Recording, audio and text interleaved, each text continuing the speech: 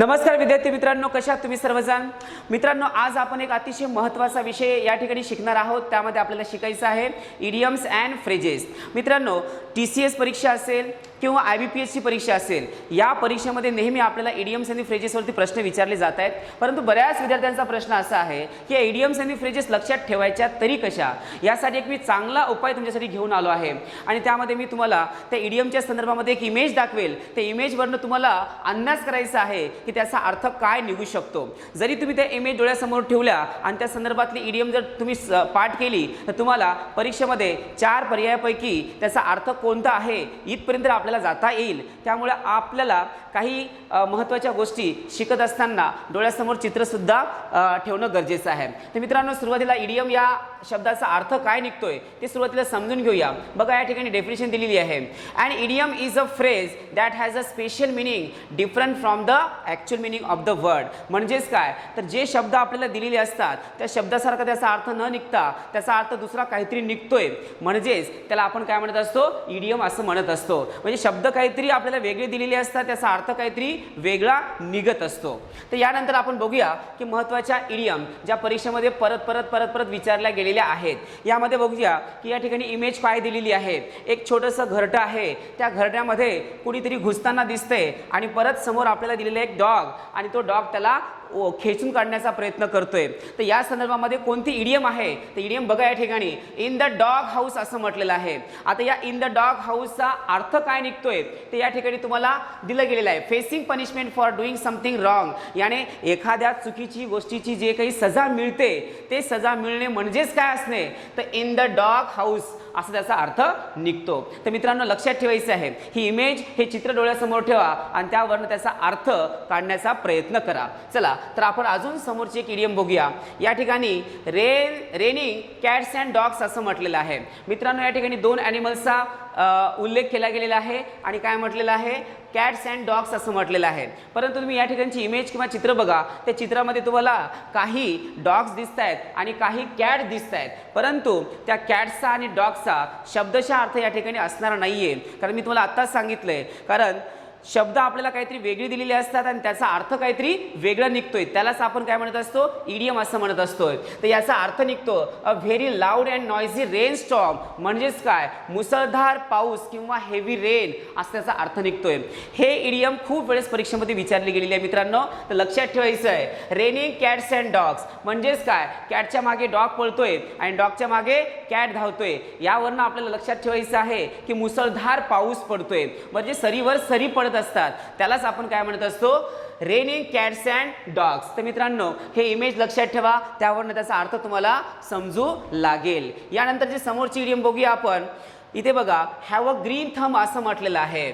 मग आता आपण हॅव अ ग्रीन थंबचा अर्थ काय घेतोय, तर ग्रीन या शब्दावरून आपल्याला कळेल की हिरवळ आहे किंवा वृक्ष वेल्ली असतील किंवा एखादा बाग असेल किंवा बगीचा असेल. यावरनं आपल्याला कळू लागेल की हॅव अ ग्रीन थंब म्हणजेच काय. तर या इमेजमध्ये त्याने ग्रीन थंब दाखवलेला आहे. या ग्रीन थंबचा अर्थ काय निघतोय, तर बघतोय आपण या ठिकाणी, someone with a talent for gardening, बाग बनवण्यामध्ये ज्याला यश मिळतं किंवा वृक्ष लावण्यामध्ये त्याला यश मिळतं, अशाला काय म्हटलं जातं, तर अशाला म्हटलं जातं हॅव अ ग्रीन थंब. तर मित्रांनो, बऱ्याच लोकांना ग्रीन थंब असतं, म्हणजे कुठलाही प्लॅन्ट लावला की तो खूप छान पद्धतीने वाढू लागतो, त्याला काय म्हटलं जातं किंवा त्या व्यक्तीला काय म्हटलं जातं, हॅव अ ग्रीन थंब असं म्हटलं जातं. लक्षात ठेवायचं मित्रांनो, आपल्याला ग्रीन या शब्दाचा अर्थ होतो हिरवळ, वृक्ष, वेली किंवा बाग किंवा बगीचा. त्यावरून आपल्याला लक्षात ठेवता येईल. यानंतरची समोर अजून एक इडियम या ठिकाणी महत्त्वाची दिली गेलेली आहे, ॲट ऑड्स. लक्षात घ्यायचं आहे, ॲट ऑड्स. या इमेजमध्ये बघा, या ठिकाणी एक महिला आहे आणि या ठिकाणी एक पुरुष आहेत. हे दोघंही एकमेकाच्या अपोजिट आहेत. म्हणजेच याचा अर्थ आपल्याला कळू लागेल की या दोघांमध्ये काही ना काहीतरी भांडण झालेली असेल किंवा दोघांमध्ये क्लॅशेस झाले असतील. त्यावरनं आपल्याला कळू लागेल टू डिसॲग्री म्हणजेच असहमत असणे किंवा सहमती नसणे. तर लक्षात घ्या मित्रांनो, या ठिकाणी ॲट ऑड्स म्हटलेलं आहे आणि ऑड हा शब्द आपण नेहमी वापरतोय, त्याचा अर्थच होतो काहीतरी डिफरंट किंवा काहीतरी वेगळा. त्यावरनं आपल्याला लक्षात ठेवायचं आहे, टू ॲडचा अर्थ होतो टू डिसॲग्री म्हणजेच असहमत असणे किंवा सहमत नसणे. समजले मित्रांनो? चला, समोरची इडियम आपण समजून घेऊया अजून. यानंतर बघा, अजून एक महत्त्वाची इडियम या ठिकाणी दिलेली आहे, look a gift horse in the mouth. बघा आता, look a gift horse in the mouth, look a gift horse in the mouth. आता look a gift horse in the माउथचा अर्थ काय, तर या ठिकाणी इमेजमध्ये बघा की हॉर्सच्या माउथमध्ये कुणीतरी काहीतरी बघण्याचा प्रयत्न करतोय, म्हणजे त्या माउथमध्ये काही भेटवस्तू आहे का किंवा त्या माउथमध्ये काही गिफ्ट आहे का तो शोधण्याचा प्रयत्न करतोय. परंतु खरंच या शब्दाचा अर्थ शब्दाचा आपण जर घेतो म्हटलं तर लागू पडेल का, तर नाहीये. तर घोड्याच्या मुखामध्ये एखादी भेटवस्तू बघणे किंवा गिफ्ट बघणे म्हणजेच काय करणे, तर एखाद्यावरती टीका करणे, म्हणजेच to criticise or refuse to take something that has been offered to you. टीका करणे किंवा एखाद्याला क्रिटिसाइज करणे म्हणजेच काय करणे, परत एकदा सांगतो मित्रांनो, look a gift horse in the mouth किंवा look a gift horse in the mouth. अशा प्रकारे आपल्याला हे लक्षात ठेवायचं आहे. ह्या सगळ्या इमेजेस, हे सगळे चित्र तुम्हाला डोळ्यासमोर ठेवायचे आहेत मित्रांनो. यानंतर समोरची इडियम बघूया. अजून एक महत्त्वाची इडियम या ठिकाणी दिली गेलेली आहे, ऑन क्लाउड 9. बघा आता, ऑन क्लाउड 9 असं म्हटलेलं आहे. आता इथे इमेजमध्ये बघा, त्या क्लाउडच्या वर किंवा त्या ढगाच्या वर या ठिकाणी एक पर्सन बसलेला आहे आणि त्याचा चेहरा जर तुम्ही बघितला तर तो फार खुश दिसतोय. त्यावरनं आपल्याला कळू लागेल की याचा अर्थ काय निघू शकतो.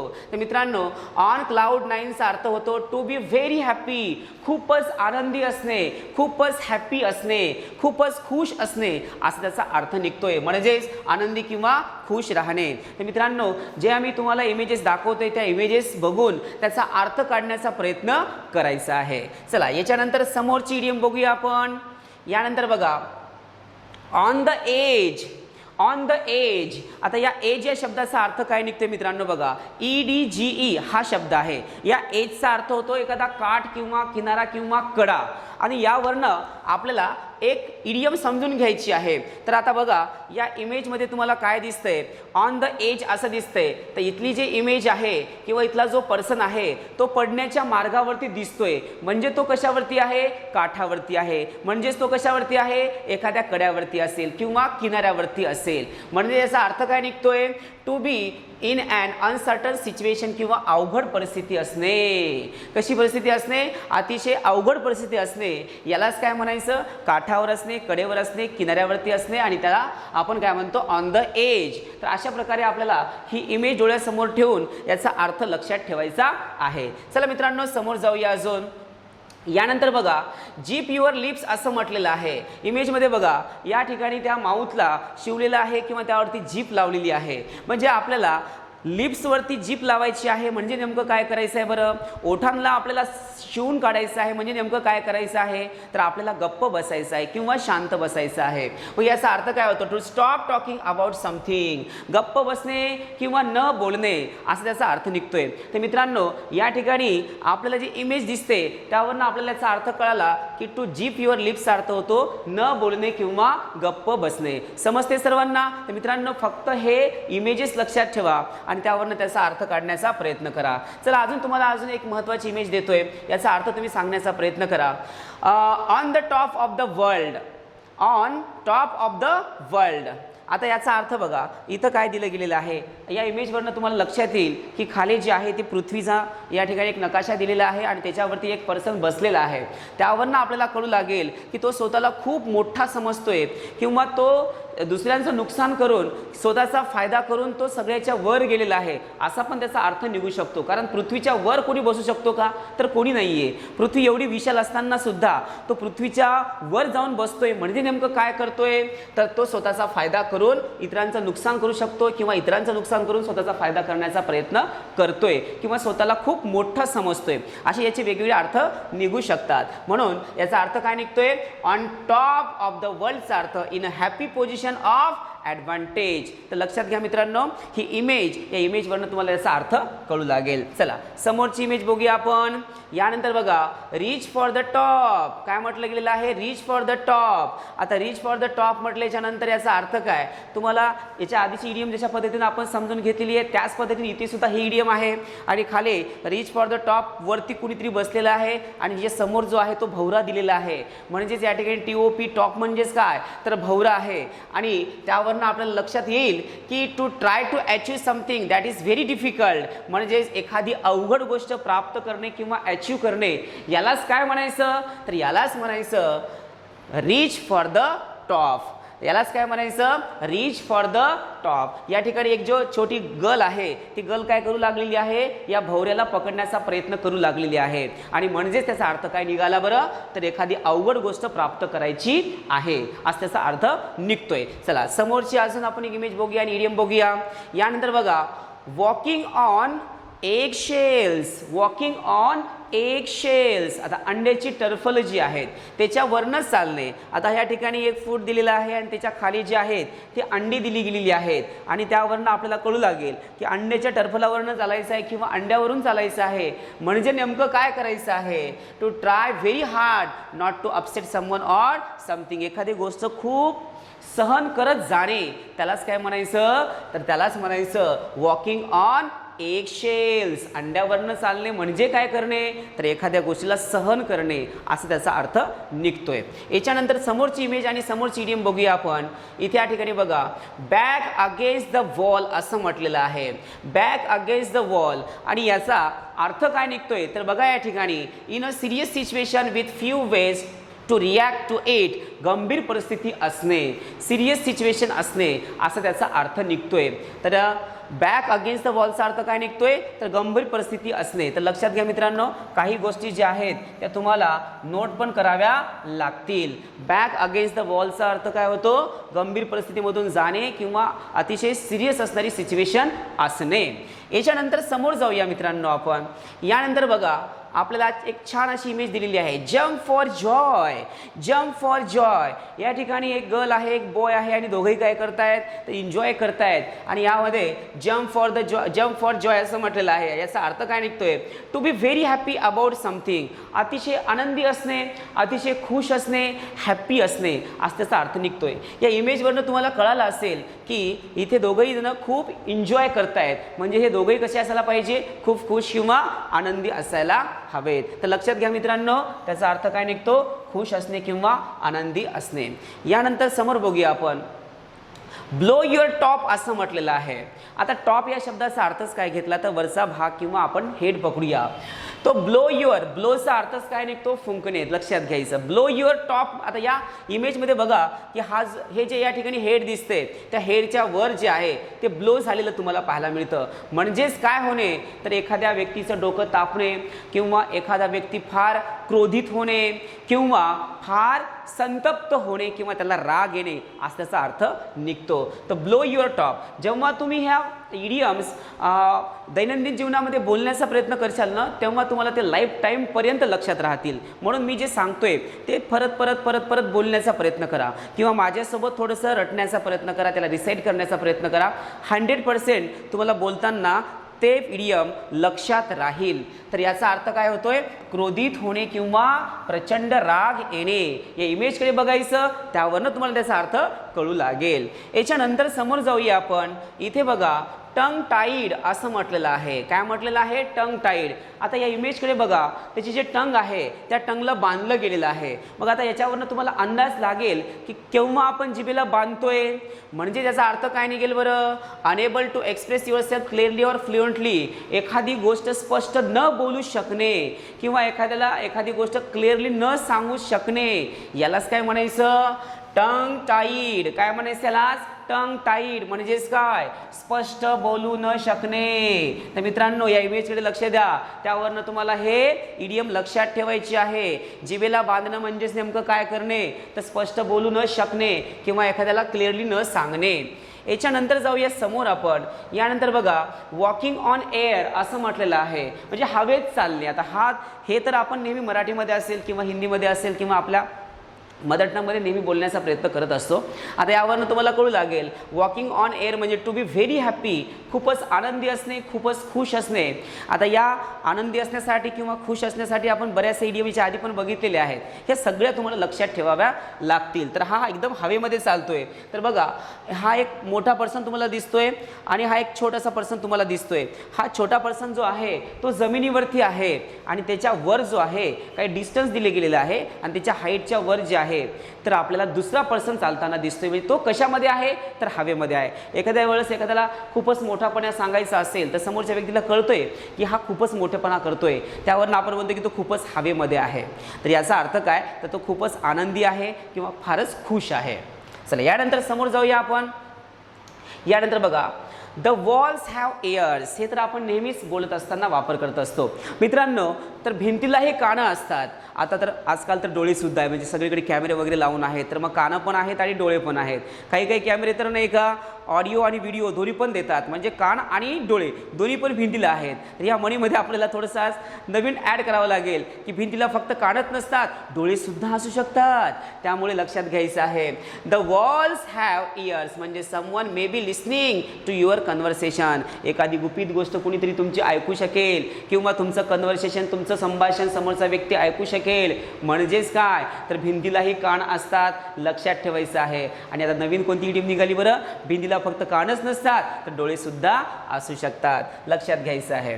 त्याच्यानंतर बघा या ठिकाणी अजून एक सुंदर अशी इमेज तुम्हाला दिसू लागलेली आहे. हेड इन द क्लाउड, लक्षात घ्या हेड इन द क्लाउड. या ठिकाणी ढग दिलेली आहेत आणि त्या ढगाच्या मधात एक पर्सन दिलेला आहे आणि त्याचं जे हेड आहे ते क्लाउडच्या मध्ये दिले गेलेलं आहे. आता याचा अर्थ काय होतो, हेड इन द क्लाउड्स म्हणजेच काय, to not know what is really happening around you because you are paying too much attention to your own ideas. स्वतःकडे जास्त लक्ष दिल्यामुळे इतरांकडे किंवा जगामध्ये काय चालू आहे ही गोष्ट आपल्याला माहिती नसणे, म्हणजेच काय असणे, हेड इन द क्लाउड्स म्हणजे वास्तविकता माहिती नसणे. आपण बऱ्याच वेळेस म्हणत असतो की फक्त तो स्वतःच्या जगामध्ये आहे. तर स्वतःच्या जगामध्ये असणं म्हणजे नेमकं काय म्हणायचं आहे समोरच्या व्यक्तीला, कारण त्याला वास्तविकता माहिती नाही आहे. तो ज्या ठिकाणी राहतो फक्त त्याला तेवढीच माहिती आहे, बाकीचं काही माहिती नाही आहे, असं त्याचा अर्थ निघतोय. तर मित्रांनो याच्यानंतरची इमेज बघा. या ठिकाणी put your foot in your mouth, put your foot in your mouth. Image बघा या ठिकाणी एक पर्सन आहे आणि त्या पर्सनच्या माउथमध्ये काय दिलेलं आहे तर फूट आहे किंवा शूज दिला गेलेला आहे. म्हणजे स्वतःच्याच तोंडामध्ये किंवा तोंडामध्ये शूज असणे म्हणजे नेमकं काय असणे, तर या ठिकाणी तुम्हाला त्याचा अर्थ दिला गेलेला आहे, say or do the wrong thing, चुकीची गोष्ट करणे. काय करणे बरं, एखादी रॉंग गोष्ट करणे, एखादी चुकीची गोष्ट करणे म्हणजे स्वतःच्या तोंडामध्ये शूज घालून टाकणे किंवा बसणे असं त्याचा अर्थ निघतोय. तर इमेज लक्षात ठेवा मित्रांनो, तुम्हाला इडियम लक्षात राहील. त्याच्यानंतर don't lose your head, don't lose your head. आता डोंट लूज युअर हेड म्हटल्यानंतर आपल्याला त्यामध्ये त्याचा अर्थ कळाला की नेमकं काय आहे. या ठिकाणी इमेज बघा, ही इमेज कशी दिली गेलेली आहे. एक पर्सन आहे, त्या पर्सनची बॉडी जी आहे ती इकडे आहे आणि त्यानंतर त्याचं हेड जे आहे ते पलीकडे आहे. म्हणजे तोच आपलं हेड शोधण्याचा प्रयत्न करतोय की माझं हेड कुठं आहे, म्हणजे डोकं कुठं आहे. म्हणजेच नेमकं काय करणे तर स्वतःची ॲबिलिटी जी असते ते गमावून बसणे किंवा स्वतःची जे कुवत असते ते गमावून बसणे असं त्याचा अर्थ निघतोय. तर मित्रांनो ही इमेज लक्षात घ्या आणि त्यावरनं आपल्याला कोणती इडियम लक्षात घ्यायची आहे, don't lose your head, don't lose your head म्हणजे स्वतःची ॲबिलिटी गमावून बसणे. चला याच्यानंतरची इडियम आपण या ठिकाणी बघूया. Frog in your throat, frog in your throat. एखाद्याच्या गळामध्ये फ्रॉग असणे, बेडूक असणे म्हणजे नेमकं काय करणे. Losing your voice because you have a problem with your throat, गळ्यामध्ये अडचण निर्माण होणे. अशा प्रकारची जरी अडचण आली असेल तरी आपण त्याला काय म्हणणार बरं, त्याला फ्रॉग इन युअर थ्रोट असं म्हणणार. मग जेव्हा केव्हा समोरचा व्यक्ती थ्रोट क्लिअर न करता बोलण्याचा प्रयत्न करतो आणि क्लिअर त्याचा आवाज येत नसेल तर तो काय करू लागतो बरं, अशा प्रकारे क्लिअर करण्याचा प्रयत्न करतोय थ्रोट आणि त्यानंतर तो बोलू लागतोय. याचाच अर्थ त्याच्या तोंडामध्ये काय आहे तर त्याच्या तोंडामध्ये बेडूक आहे. म्हणजेच नेमकं काय तर आवाजात अडचण येणे किंवा बोलताना काहीतरी अडचण येणे असं त्याचा अर्थ निघतोय. तर खूप छान इमेज या ठिकाणी तुम्हाला दिलेली आहे, ही इमेज तुम्हाला लक्षात ठेवायची आहे. याच्यानंतर बघा when pigs fly, when pigs fly. आता या ठिकाणी पिग्स कधी उडू शकतात का बरं, त्याला कधी पंख असू शकतात का तर नाही आहे. मग आता पंख जे आहे ते जर आपण पिग्सला लावले तर ती गोष्ट कशी असेल तर ती गोष्ट अशक्य असेल किंवा असंभव असेल. तर त्यावरनं आपल्या लक्षात येईल की something that will never ever happen, ती एखादी गोष्ट कधीच घडू शकणार नाही अशी जर असेल तर त्याला काय म्हणायचं, त्याला म्हणायचं व्हेन पिग्स फ्लाय. जेव्हा या ठिकाणी पिग्स उडू लागलेले आहेत तेव्हा ती गोष्ट कशी असते तर अशक्य असते, असंभव असते. यानंतर बघूया आपण रूल ऑफ थंब, यानंतर काय केलेलं आहे रूल ऑफ थंब. बघा मित्रांनो, ही सुद्धा इडियम आपण नेहमीच यूज करत असतो. रूल ऑफ थंबचा अर्थ काय की एखाद्या गोष्टीच्या नियमाचं पालन करायचं असतं, परंतु ते पालन करत असताना ते प्रत्येक नियम जे आहे ते बरोबरच असेल अशातला सुद्धा काही भाग नसतो. तर त्याचा अर्थ बघा, रूल ऑफ थंबचा अर्थ होतो a basic rule that is usually but not always correct. तर या ठिकाणी थम्स अप केलेला आहे, लक्षात घ्यायचं आहे, थंब अप केलेला आहे. तर या ठिकाणी तुम्हाला बघताय इथे थंब हा शब्द आहे आणि रूल ऑफ थंब वर दिलेला आहे. रूल ऑफ थंब म्हणजेच काय, तर एखाद्या गोष्टीच्या नियमाचं पालन करणे, पण प्रत्येकच वेळेस ते नियम बरोबर असेल अशातला पण काही भाग नसतो. तर हे सुद्धा इडियम आपण नेहमी बोलत असताना वापरत असतो. याच्यानंतर समोर बघूया आपण, समोर बघा अ कोल्ड शोल्डर. बघा आता या ठिकाणी काय दिलेलं आहे, अ कोल्ड शोल्डर. आता कोल्ड शोल्डर म्हटल्यानंतर याच्या शोल्डरवरती एकदम बर्फ पडलेला आहे आणि त्यावरती दिलं गेलेलं आहे कोल्ड शोल्डर. आता कोल्ड शोल्डर म्हणजे नेमकं काय करणे, नेमकं काय करणे म्हणजेच काय, तर बी इग्नोर्ड ऑर रिजेक्टेड, म्हणजेच नकार देणे किंवा एखाद्या गोष्टीकडे दुर्लक्ष करणे असा त्याचा अर्थ निघतोय. तर मित्रांनो लक्षात घ्यायचं, अ कोल्ड शोल्डर म्हणजेच काय, एखाद्याला नकार देणे किंवा एखाद्या गोष्टीकडे एखाद्या व्यक्तीकडे आपण दुर्लक्ष करणे असा त्याचा अर्थ निघतो. इमेज लक्षात घ्यायची आपल्याला. याच्यानंतर बघूया इटिंग क्रो. यानंतर बघा इटिंग क्रो. आता क्रो म्हणजेच आपण या ठिकाणी कावळा पकडूया. इटिंग क्रो, इटिंग क्रो यावरनं तुम्हाला कळू लागेल की या ठिकाणी एक क्रो सुद्धा दिलेला आहे आणि त्यासमोर पर्सन दिलेला आहे आणि तो त्याला काय करतोय तर खाण्याचा प्रयत्न करतोय. आणि याचा अर्थ काय होतो, admit you were wrong about something. एखादी गोष्ट आपल्याकडनं चुकीची झाली आहे हे मान्य करणे म्हणजेच काय करणे, तर या ठिकाणी इटिंग क्रो म्हणजेच एखाद्या चुकीची बाब आपल्याकडनं जर घडली असेल तर ती माझ्याकडनं घडली आहे, त्याला सामोरे जायचं आहे आणि ती गोष्ट माझ्याकडनं घडल्यामुळे त्याला जबाबदार मी आहे असं मान्य करणे म्हणजेच काय करणे, इटिंग क्रो करणे आहे. मित्रांनो लक्षात घ्या. बरेच विद्यार्थी असू द्या किंवा कोणीही असू द्या, तर लोक स्वतःची चूक मान्य करण्यासाठी तयार नसतात, पण त्यामुळं खूप भानगडी होऊ शकतात. मित्रांनो बरेच नाती तुटली जाऊ शकतात. त्याच्यामुळे आपण जे बोलतोय ते प्रामाणिकपणे बोललं गेलं पाहिजे आणि त्याच्यामध्ये एखादी जर चूक आपल्याकडनं घडलीच गेली असेल तर ती मान्यसुद्धा करण्यासाठी आपण एक पाऊलसुद्धा मागे जाता कामा नये. आपण ते मान्य करायलाच पाहिजे. मग तो किती गरीब आहे, किती श्रीमंत आहे, किती मोठा आहे, कसा आहे, ह्या गोष्टी काही मॅटर करत नाही. आपल्याकडनं चूक झाली असेल तर ती चूक मान्य करायला सुद्धा शिकायला हवं. याच्यानंतर बघा, यानंतर pulling the wool over his eyes. आता बघा pulling the wool over his eyes. आता डोळ्यावरती ऊल झाकणे म्हणजे डोळ्यावरती आपल्याला काहीतरी कापड झाकायचं आहे. तर त्याचा अर्थ काय निघतोय, तर एखाद्याला डिसीव्ह करायचं आहे. म्हणजेच ही इमेज या ठिकाणी बघा तुम्हाला कळू लागेल की समोरच्याने काय केलेलं आहे, डोळ्यावरती काहीतरी झाकलेली आहे. तर त्यावरनं असं त्याचा अर्थ निघेल की एखाद्याची फसवणूक करणे किंवा एखाद्याला फसवणे किंवा डिसीव्ह करणे असा त्याचा अर्थ निघतो. तर मित्रांनो ही इमेजसुद्धा तुमच्या डोळ्यासमोर असली पाहिजे, त्यावरनं तुम्हाला हे संपूर्ण इडियम लक्षात राहील. कोणती इडियम आहे बरं, pulling the wool over his eyes. याच्यानंतर चे जे काही इडियम्स आणि फ्रेजेस आहेत त्या आपण समोरच्या लेक्चरमध्ये बघणार आहोत. परंतु आज जेवढे आपण इडियम्स घेतलेले आहेत त्याचं एका मिनिटामध्ये आपण डिव्हिजन करूया. चला मित्रांनो, आपण कोणकोणत्या इडियम्स या ठिकाणी घेतल्या होत्या बघा बरं. सुरुवातीला कोणती इडियम घेतली होती आपण, मी पटापट या सगळ्यांचं रिव्हिजन करतोय. बऱ्याच इडियम्स आपण आज डिस्कस केलेले आहेत, परंतु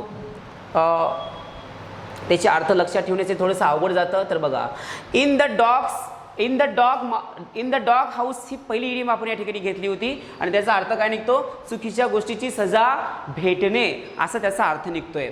त्यानंतर आपण बघितलं होतं मित्रांनो बघा रेनिंग कॅट्स अँड डॉग्स. तुम्ही फक्त त्या चित्राकडे बघत चला, त्याचा अर्थ काय निघतोय ते बघत चला. मी सगळं काही आधी सांगितलेलं आहे. रेनिंग कॅट्स अँड डॉग्स म्हणजेच काय बरं, कॅटच्या मागे डॉग धावतोय आणि डॉगच्या मागे कॅट धावतोय म्हणजे सरीवरनं सरी पडतायत म्हणजे काय, तर या ठिकाणी मुसळधार पाऊस पडतोय. त्याच्यानंतर बघा हॅव अ ग्रीन थंब. एखाद्याला बाग बगीचा किंवा वृक्ष लावण्यामध्ये आवड असते, त्यावेळी तो सक्सेस होतो, त्याला काय म्हणायचं, त्याला म्हणायचं हॅव अ ग्रीन थंब. त्याच्यानंतर बघा ॲट ऑड्स म्हटलेलं आहे. ॲट ऑड्सचा अर्थ होतो असहमत असणे किंवा सहमत नसणे. त्याच्यानंतर बघा look a gift horse in the mouth. तर घोड्याच्या माऊथमध्ये आपल्याला गिफ्ट बघायचं आहे, म्हणजे नेमकं काय करायचं आहे, इतरांना टीका करायची आहे, तर हे लक्षात ठेवायचं आहे. त्याच्यानंतर बघा आपण काय बघितलं होतं, on clouds 9 to be very happy, फारच आनंदी असणे, फारच खुश असणे. त्याच्यानंतर बघा ऑन द एज म्हणजे फारच अवघड परिस्थितीमध्ये असणे किंवा सिरियस सिच्युएशन असणे. त्यानंतर बघा झिप युअर लिप्स म्हणजे तोंडाला शिवायचं आहे, म्हणजेच काय करायचं आहे, गप्प बसायचं आहे. Then on top of the world, जगाच्या वर बसणे म्हणजे काय बरं, इतरांचं नुकसान करून स्वतःचा फायदा करून वर जाणे किंवा फारच मोठेपणा असणे. त्याच्यानंतर बघितलं होतं आपण रीच फॉर द टॉप म्हणजेच अवघड परिस्थितीमधून एखादी गोष्ट प्राप्त करणे, हाच त्याचा अर्थ निघतोय. त्याच्यानंतर बघितलं आपण वॉकिंग ऑन 8 शेल्स, अंड्यावरनं चालणे म्हणजे नेमकं काय करणे, तर एखादी गोष्ट सहन करणे. त्याच्यानंतर बघा बॅक अगेन्स्ट द वॉलचा अर्थ होतो गंभीर परिस्थिती असणे किंवा सिरियस सिच्युएशन असणे. त्याच्यानंतर जम्प फॉर जॉय म्हटल्यानंतर फारच आनंदी किंवा फारच खुश असणे.